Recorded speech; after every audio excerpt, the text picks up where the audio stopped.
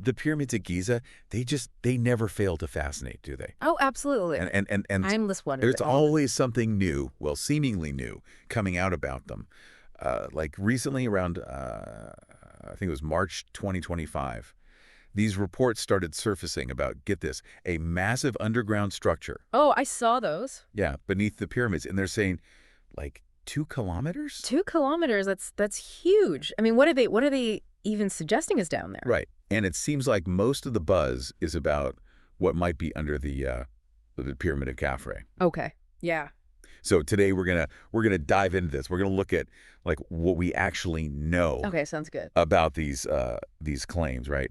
From what I've gathered, the research is being credited to Corrado Malanga and Filippo Biondi, Yeah. and they've reportedly used this synthetic aperture radar (SAR) technology. Yeah. And what they're claiming is pretty remarkable. They're talking about 5, count them 5, identical multi-level structures near the base of the Khafre pyramid. Multi-level. Multi-level, yeah. And get this, they say these structures are connected by like these passageways. Like tunnels. Yeah, but they're saying these passageways are like geometrically precise. Whoa, so not just like, rough tunnels or No, something. no, no. We're talking like specific angles, specific dimensions. Like it's planned, it's designed. That's fascinating. I mean, if that's true, if it's really that precise, Yeah.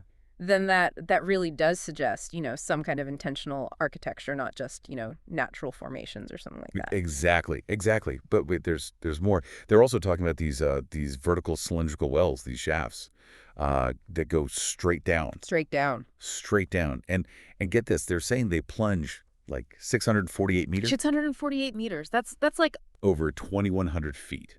Deep, deep, deep under the pyramid. And these are, you said, cylindrical? Cylindrical. They're like wells or shafts, yeah. Yeah. And around these wells, they're saying there are these spiral pathways that descend. Spiral pathways. Wow, that's pretty wild. I wonder what the purpose of those could be. I mean, at that depth. Yeah, right. It's hard to even imagine. Yeah. But it gets even crazier at the bottom of these wells, right? So we're talking 648 meters down. Okay. They're saying there are these two massive chambers shaped like cubes, each one 80 meters per side. Okay, so we're talking like big spaces. Huge spaces, yeah. Yeah. And then on top of all this, some reports are even hinting at a vast city, quote unquote, even deeper. Even deeper than 648 meters. Yeah, some are saying maybe 4,000 feet, some even saying 6,500 feet. Wow, okay. That's a pretty big discrepancy though, right? I mean, from 648 meters to 6,500 feet. That raises some questions, doesn't it, about the consistency of this information? Are we talking like interconnected levels or potentially, separate discoveries or claims or what? Yeah, no, that's a great point. It's definitely something to keep in mind as we kind of go through this.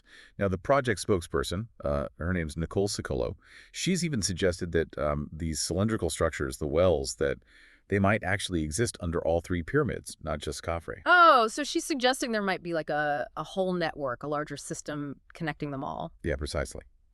Yep. Now, if you think about it, if true, this would mean that, our current understanding of ancient Egypt, of their capabilities, it would need some serious revising. Oh, absolutely. I mean, if they were able to construct something on this scale, this complex, this deep underground, I mean, that suggests a level of technological advancement that we don't typically associate with ancient Egypt.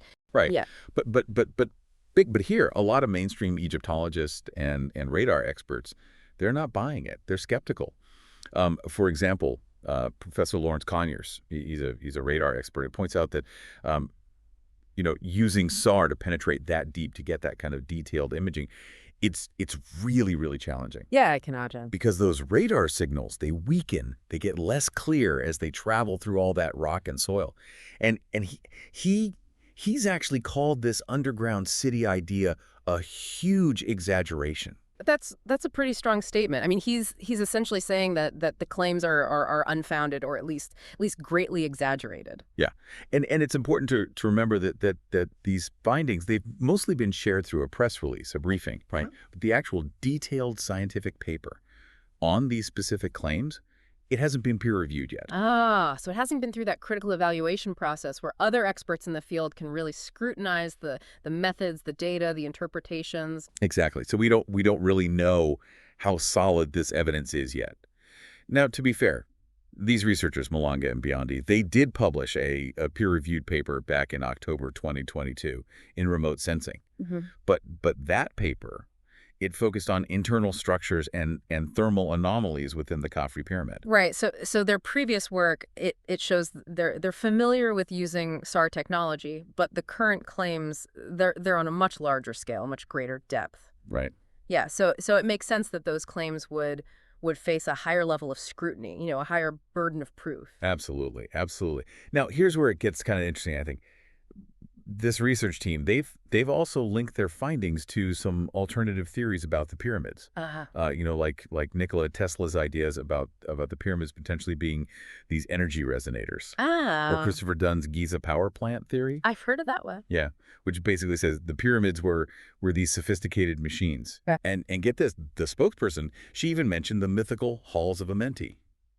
So they're really drawing on a wide range of ideas and beliefs here. Some more mainstream, some more fringe, I guess you could say. Yeah, and when you bring in those less conventional theories, well, that often means that the bar for proof, it gets set even higher within the scientific community. Right, because mainstream science, it relies on that empirical evidence, that rigorous testing. Exactly. And so far, there haven't been any official statements from the Egyptian government or any major archaeological organizations about these specific claims. So they're staying silent for now. Yeah, they're being pretty cautious, Okay. which is understandable. I mean, when you're dealing with potentially groundbreaking claims like this, well, you want to be sure you've got all your ducks in a row. Absolutely. Yeah. You don't want to jump to conclusions. Right. Now, the initial announcement, it came out on March 15th, just through a press release. But they are planning to release a full briefing video on March 25th. So more information is coming. Supposedly, yeah. We'll have to wait and see. So there you have it. These intriguing, to say the least, claims of this vast subterranean structure beneath the Giza Plateau.